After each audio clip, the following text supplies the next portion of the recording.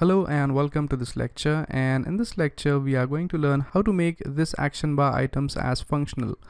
So the first thing which we need to do is that we do need to create a new activity. So what I have done here is that I've created a new activity which is the order activity, and I simply have a simple text view over here which says order activity so that we could distinguish between the current activity and the new activity. And the next thing which you need to do is quite simple. You just need to go to the main activity.java, and here you are going to have a method which says on options item selected. So as you could see, the action which needs to happen when the action setting is clicked is already defined here. And what you need to do here is that you just need to define that another action for the ID, which is nothing but the ID for order.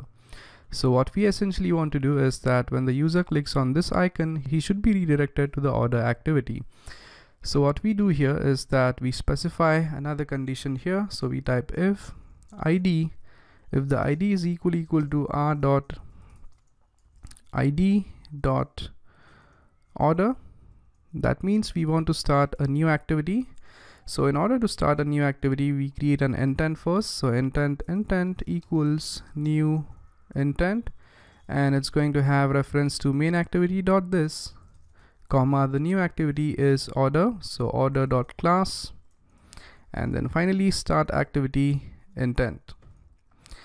So once we are done with this, you are basically good to go. Now you could also go ahead and add another activity for the second option, which is about, but for the sake of this tutorial we are just going to add the option for order.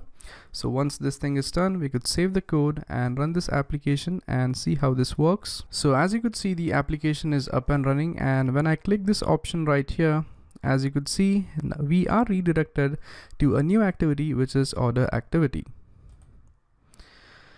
So that's it for this lecture, and I hope you guys were able to understand how to redirect the user from one activity to other activity when the user actually clicks one of the action bar items. So that's it for this lecture, and I'll see you guys in the next one. Thank you.